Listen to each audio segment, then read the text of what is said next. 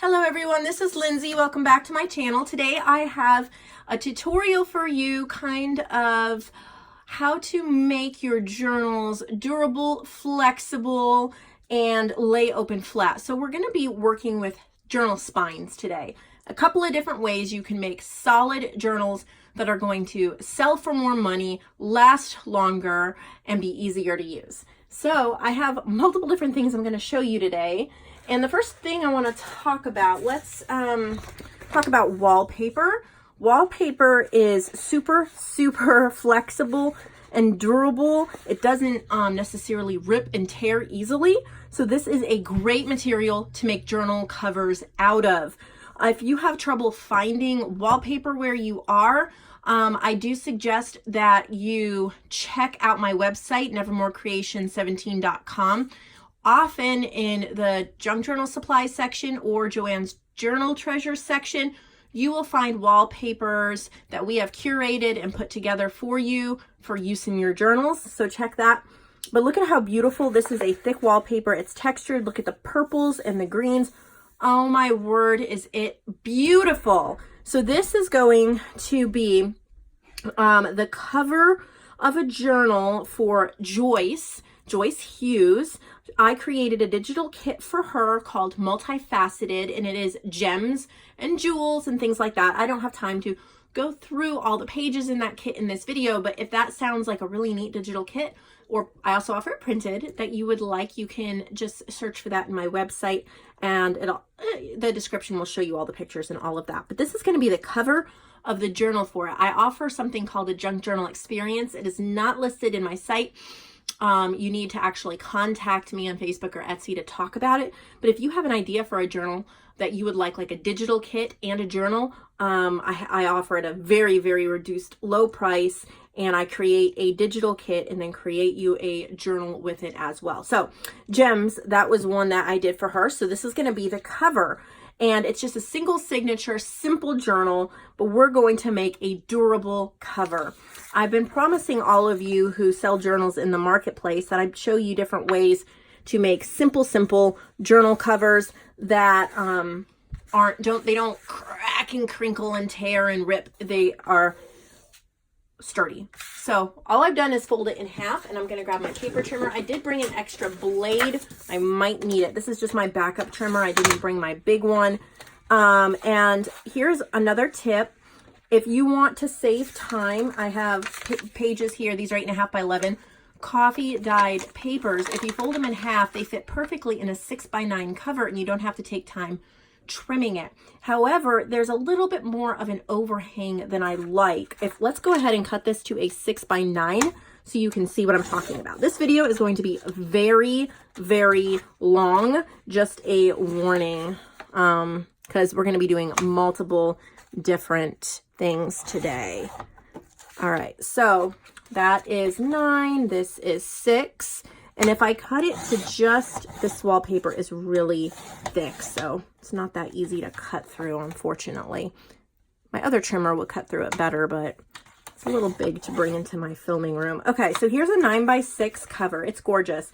If I put these in there, as you can see, it does overhang a lot. That means this is going to get crushed a lot easier. Let me see if I can let a little more light in here.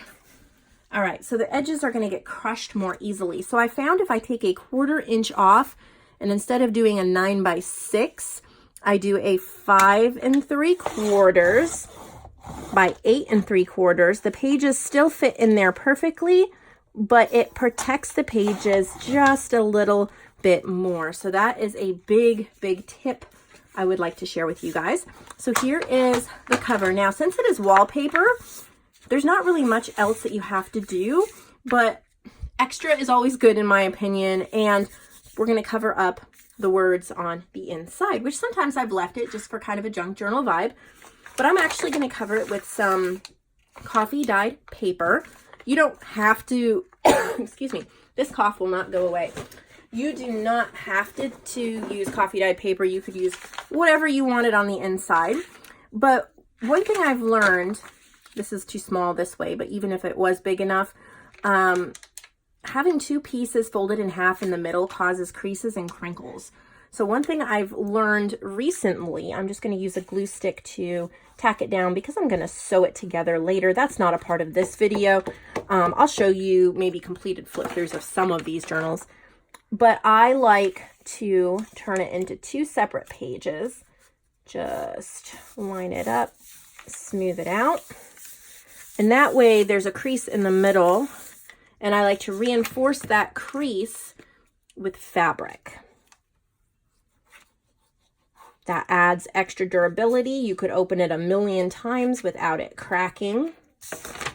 So I don't worry too much about having this perfectly straight because I'm going to trim it down, and it's all right if the gap isn't perfect. It really doesn't matter. So I'm just tacking that down, and then I'm going to flip it over, grab a pair of scissors, which I have in here somewhere. I brought a box of supplies, and we'll get to all that later. So all I'm going to do is trim it down. If you do not have a sewing machine that you're going to be sewing the edges around, then use some double-sided tape or some really strong glue all the way to the edges so it doesn't come unraveled.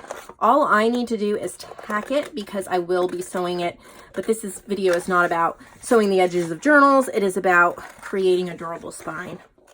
So now my inside covers are complete, and you could use book pages, you could use scrapbook paper, you could use more wallpaper. It is really whatever you want. So where the gap is, I'm going to use some of this fabric, and this goes perfect with that gem theme. I believe it was my friend JoAnn from JoAnn's Journal Treasures in my shop. I think she sent this to me quite a long time ago. I want to say it was her. It might have been another Happy Mail. I wish I could remember, but when I haven't really had a project to use it in, and now I do. So I'm going to use some of it for like probably pockets, and well, I just cut that paper, but that is okay because I will be putting this down. All right. So then you want a good glue, and I believe I have my, well, I have my Fabric-Tac here somewhere, unless a little kid ran off with it. So I guess I'll just use this. This is the Elmer's Extreme, except it is in a fine tip bottle, so it takes a little bit longer. I really need to get one that's not in a fine tip. I might have to go. I don't want to waste your guys' time. Make sure the glue gets all the way in this inside crack. That is the most important. And then just, oh, I'm bumping everything. I'm sorry, guys. It's kind of hard to work and film at the same time. I'm going to raise my table up a little bit because I am bending over way too much. Make a backache. All right, that should help. And then I'm just going to make sure that these edges are glued down as well.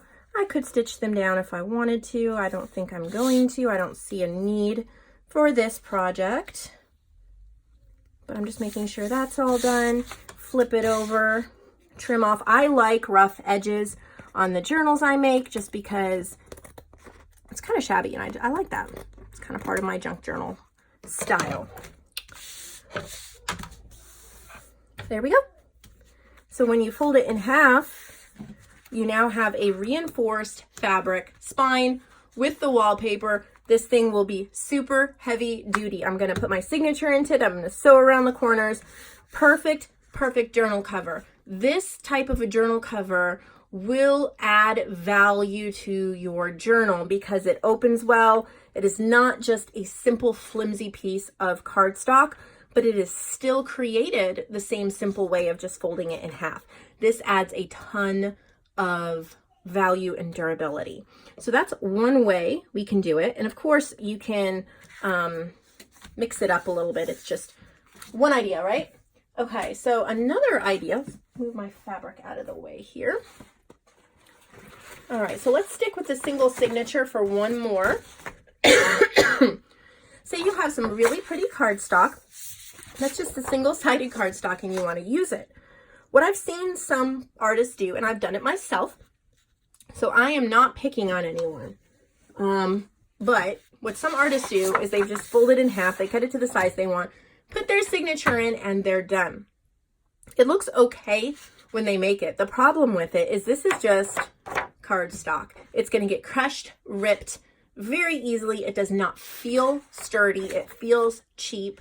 It tends to look cheap very quickly. So we're going to do a simple fix. Yes, it may take a couple more minutes and $1 or so more in supplies, but you're going to not regret it. So this is a cardstock I have picked out to make a journal for my friend JoAnn. The Sand and Sea digital kit. So please go over to my website, type it in, look it up if that sounds interesting. It's one that I created for her as a gift, and this is the journal that I'm going to be making for her with it.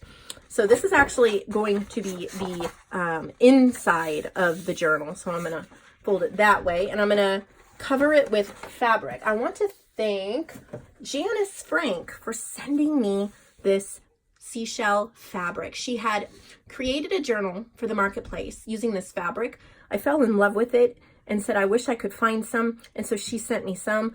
And I am so grateful. How cute will this be? Again, I'm not going to show you the whole digital kit. I'm not going to show you the process of making the journal. Just a way to make this journal more sturdy in a way you can add value and durability to your journal covers and spines. So let's go back to our trimmer. This is a 12 by 12 piece of cardstock paper. So I am going to trim it like we talked about before. Instead of 9 by 6, it's going to be 8 3/4 by 5 3/4. Now you could put the fabric on the inside or the outside of the cover. It makes absolutely no difference. It is just personal preference. And since I want the seashells to be on the front, I'm going to have the cameras be on the inside. But I could have the cameras be on the front and fabric on the inside. Does not matter. This is even easier than the one we just did. Super, super easy. But you do want to, oh, there's my fabric hack. All right, yay. Hopefully it's ready to go.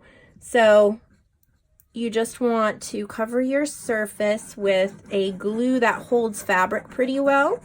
I am going to be stitching on this, so I'm not going to worry too much about full coverage, but I still want a nice and heavy, or a nice and strong glue, rather. Okay. And then don't worry, I mean, you want to try to save as much fabric as possible for other projects. Don't overly worry about it. Whoops. Just lay it over the cover and then take your time smoothing it out over the glue.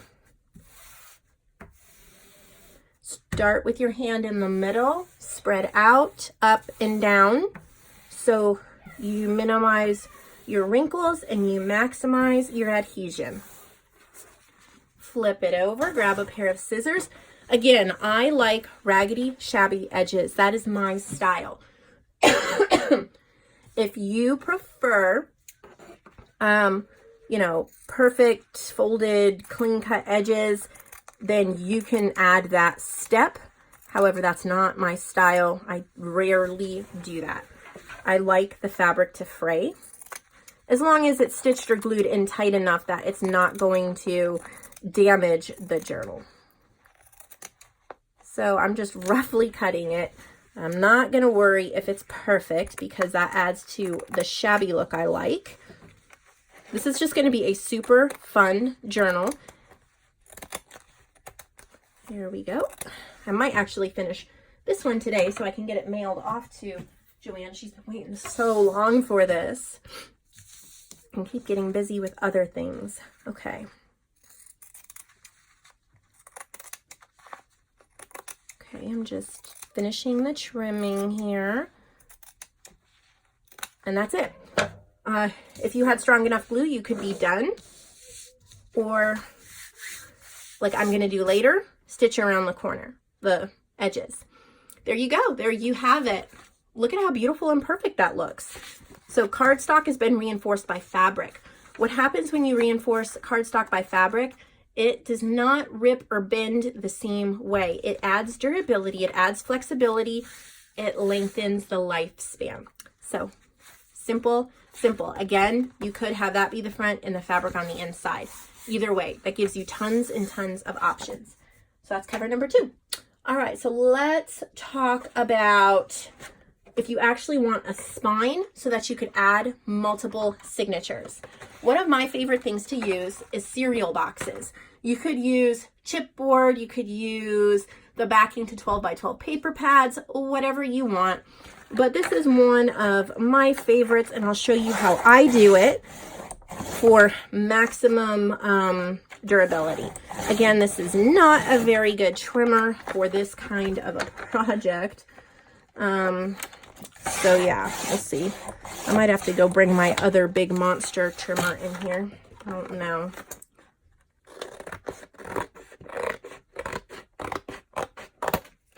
So what I do is I have, okay, since it's not a good trimmer, I'm going to go ahead and open up the cereal box at the seam. Okay, so I have a spine and I have 2 sides. And I am going to cut them to the same dimensions that I cut the single signature ones we just did, except it's not going to be folded in half. So here's like pretty much one piece of cereal box. So I'm going to just straighten out the edge, and then, oh, there we go. Just try to make sure all your edges are as straight so you don't have wonky. I hate when I get wonky sizes. All right, so I'm going to cut it 6 by 9, so 5 3/4. There we go. By 8 3/4. Okay, and I want 4 of these for maximum durability. So I'm going to take this other one and this one, and I'm going to come up with 4 of them, and then I'll start the video again so you don't have to watch me do all of them. All right, I have 4 pieces now, and I do have to mention I had to adjust the size. They are almost 6 by almost 8 instead of by almost 9. You can make them any size you want. I just wound up cutting one too short, so I had to even them all out. Pretty much you just need 4 that are the same size. You just make it whatever you want. So what we're going to do for stability here is glue them together, the picture side in, so that we don't have to worry about covering the picture with anything that might show through, because the imagery on the cereal boxes is really bold and bright and shows through easily. So this way we just kind of contain it inside the cardboard. The cardboard is a whole lot easier to cover. I'm just using Fabri-Tac. Okay. So that's going to be our front and our back cover. And then the spine can be any length, any width we want. It just has to be the same length. That one's too short. I'm just looking over here at my scraps. All right. So we're going to got 2 spines. Let's see. So 7 3/4 is the size I'm doing. And then I think we'll do 1.5 inches spine. Whoa, this is not a good cutter for this, but that's okay. I don't mind. Just making sure the sides are even for 1.5 inches. You could do 2 inches, 3 inches, 1 inch, whatever you want. I recommend that you stay somewhere around 1 to 2 inches, like 1.5 to 2.5 inches. The wider that you're gonna make your, uh-oh, that's not long enough. Okay, I'm gonna have to find another piece that is long enough. I'm talking, and so my measuring is all off. The wider your spine is, the more problems you can have if you're not careful. Just got to make sure it's super, super sturdy if you're gonna, oh, 1.5 inches wide. I cut it down just a little bit. Well, if I had a better cutter, this wouldn't happen, but you know, we make do with what we got. So these are not the same size. So I wonder what I did here. It's not 1.5. I think it's 1 1/4. Again, this is how I make journals. I start out with one size in mind, and as I cut away and make mistakes, sometimes they turn out to be another size, but that is totally fine. All you want is 2 spine pieces that are the same width and the same length. Glue them together just like you did the 2 cover pieces, and that will add durability. If you want to add even more durability, you could go for multiple layers, but then you wind up with something that is so thick and heavy, it's hard to work with. All right, so you have front and back cover and spine. That is the idea right there. So the other thing is to use fabric instead of paper, because paper is going to cause a lot of cracking and tearing. I've had that happen before. So we're going to grab some fabric here, and I'm going to do a bird themed journal. So I'm going to use some of my bird fabric that I had included in my deluxe bird kits last month. And I'm almost done with my deluxe tea kits that will be coming up, tea party themed. So I'm excited about that. But this is just some of the fabric that was left over. I'm just going to cut a strip that I can use to reinforce this spine. Okay, so before I do that, I'm going to cover the front with the paper I want. You could cover it with fabric, paper, wallpaper. I just have some scrapbook paper here that I think is very elegant and goes with the color scheme I'm wanting. So since I will be stitching this all up later, I'm just doing a little bit of fabric tack. You would want to make sure it got all the way to the edges and was really, really sturdy if you were not going to be sewing it. Again, I go shabby even with paper. So that means I just cut the layers out to cover, and then I sew through all the layers.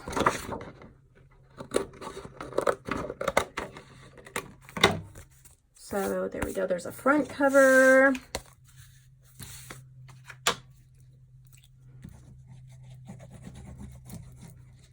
There's lots more ways to make covers than I'm showing you. I'm showing you quick and easy ways.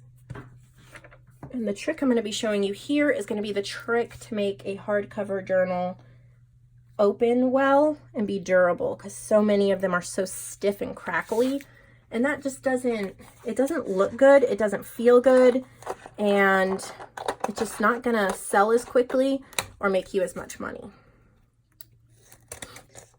All right, so now that I have those covered, I'm not going to do the inside yet. I could, no, maybe I just will make it easier. Okay, so I have some bird pages from a bird book, and I'm going to cover the inside cover with that. Do it now, it just makes it easier. Just kind of pre-prep all your pieces before you put it together. Otherwise, you can still do it. It's just a couple extra steps. Okay. Whoop. Lining it up so I only have to cut 2 sides out. Flipping it over. Finding my lost scissors. I always make such a big mess when I'm crafting and I can't find anything. I'm going to be stitching through all these layers, so it's going to look shabby and interesting. But that's going to be birds on the front inside cover, and then I'm going to do birds on the back inside cover.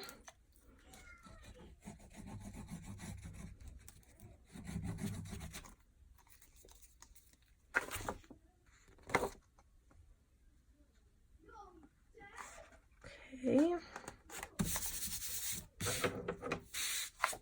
And I'm using book pages, but you could use fabric, you could use wallpaper, you can use scrapbook paper, you can use ledger paper, whatever, wrapping paper, whatever you want and have around to cover it with. This is just from my stash, paper I wanted to use up, a book I'm trying to use up with birds. That's all it is. Okay, so that's what it looks like so far. We're going to grab the spine and let's see, I'm going to cover this.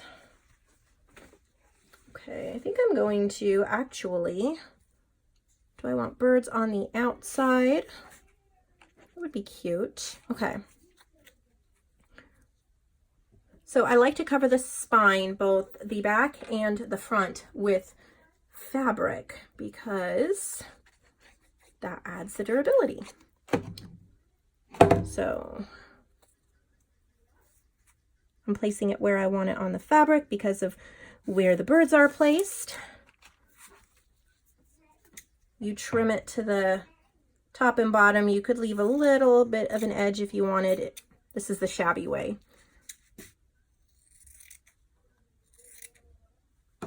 Oof. And then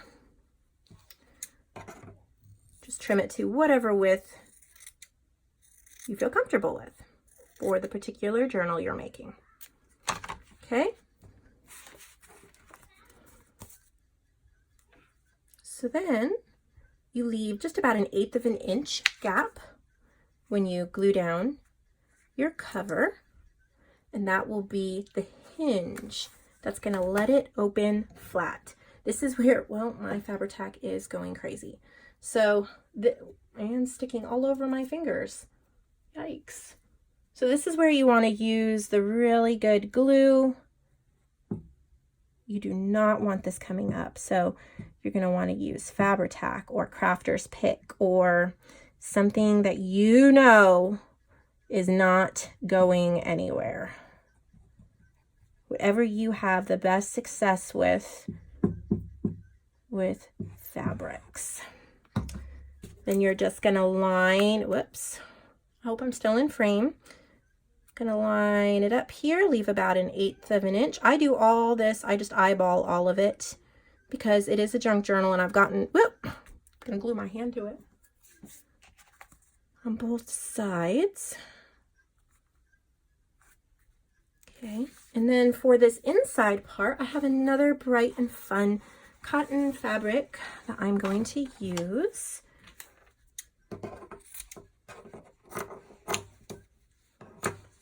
To reinforce this inside spine and create a fabric hinge. I don't want it quite as wide. I guess I could do it any width I wanted, but I want a lot of these birds to show through from the book pages. So I'm just kind of straightening it out a little bit. Again, I eyeball all of it. You can measure it if you wish. Okay, then make sure you get your glue. And I'm going to use my fine tip for this because I want to get it in that crack. That is the key here, is the crack on either side. You want to take your time and make sure that you squeeze glue inside of that crack because you want both of the layers of fabric to adhere to each other and create a permanent hinge. So that is step 1, is make sure you take the time to get the fabric in there or this whole thing will be for naught. Okay, then you can go ahead and grab a Fabri-Tac or another glue if you don't want to deal with a fine tip. This glue is so goopy, but it'll work. And then a little bit over on each side to hold down the both of the flaps of the fabric. Line it up at the top, press it all the way down, and now you want to take something like the edge of your scissors, a pencil, something that will fit inside this crack, and you just want to take your time and press that fabric together and create that crease really deep, and go over it several times till you know the fabric is adhering and you have that permanent gap. Do it on both sides. Take a minute or two. Don't rush this part. This is what makes a solid cover. This is the key right here.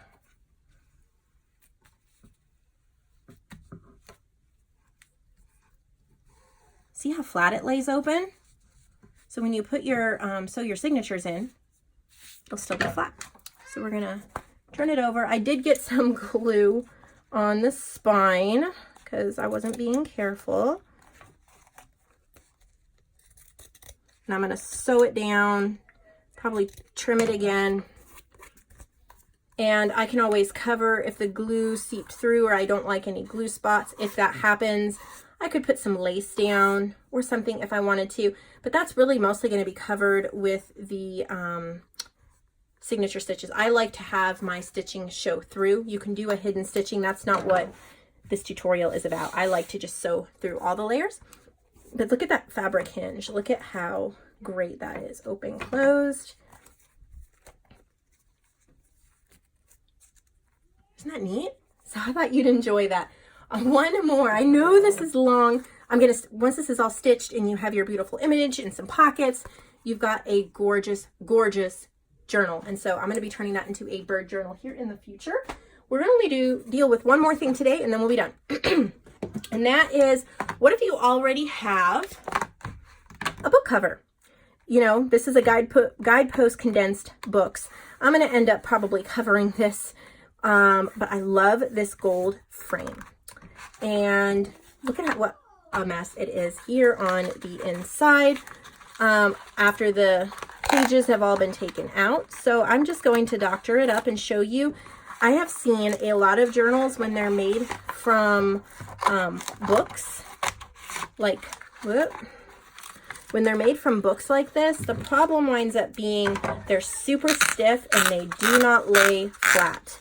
So that's what we're going to be dealing with today. It is very similar to what we just did, but since it is slightly different, I thought I'd go over it.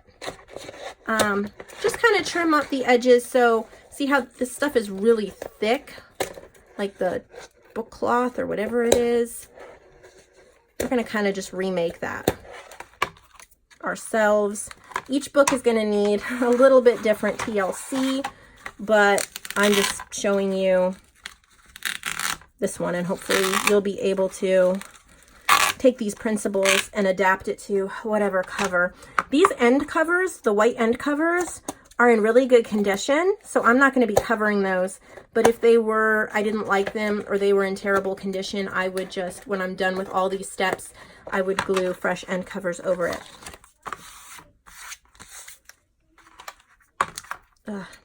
The tough thing with this one is just these jagged edges. I hate these edges, but you know, you do what you can without ruining the cover. All right. They had this piece of cardstock in here for durability, so I think I'm just going to glue it back down so we have that extra durability. You don't have to do that. I left my glue sitting the wrong direction and now it won't come out. This back room is so hot. The temperature back here is so stuffy. It's like the air conditioning does not reach it, and I am like, it's one thing I need to work on fixing. Okay, and so then got some fabric here. This was from MK Maz Designs on Etsy, I believe. She sent this to me. I think it is really pretty. And I'm just going to cut a section to reinforce the inside with fabric. The hard thing about working with a pre-made cover is also making it look really good on the inside when you open it up. When I first started trying to work with covers like this, oh my word, they looked terrible. So make sure that glue gets all in the edges and then it comes up a little bit over onto both sides of the inside cover. That's what's going to grab and hold the fabric. Make sure you got good coverage of glue because you're not going to be sewing through something this heavy. All right, and I'm going to put that. You're going to start with pressing it down in the middle. Do that a few times and work your way out. You want to start with the middle so there are no fabric bubbles. This is what's going to make it durable. This is what's going to make it open well. Don't use paper for this step. It just cracks and breaks so quickly and easily. You can, and I've done it before. I highly recommend fabric. And this is actually a pretty thick fabric. Here we go. So now I'm going to trim. And I'm going to trim it pretty shabby. I can always go back later after I have the I'm going to sew the signature straight through the spine and then cover that with lace, most likely. That will be what I'm doing. But that's not really this step. I'm just trying to show you how to make these spines. I'll go back and trim all that fabric up to look nicer later. Again, I'm going to take my fabric tack and make sure that I've glued. You don't want to glue too far out when you're starting, because if the fabric does not reach that far, like if I glued out to here, I'd have sticky glue that I'd have to end up covering. So I just like to add a little bit of glue and then slowly work my way out to hold all the fabric down. That way I don't over guess my glue line. Here we go. And if you wanted to, you could take some paper. Obviously this isn't big enough. Well, actually it would be. Here we go. You could make an end paper and glue that down, but I'm going to leave this shabby fabric just like that and the white end papers, and I'll put pockets or whatever. But look at how nicely that supports the spine, and it opens super well. Now I'm going to sew 3 signatures into here, and it's going to open perfectly. I know it was a long video. I hope I gave you some really good tips and tricks. If you liked it, please give this video a thumbs up. If you have any suggestions for me or comments or questions, please put them in the comment section below. And also subscribe if you have not. I would love to have you see more of my videos. Thank you.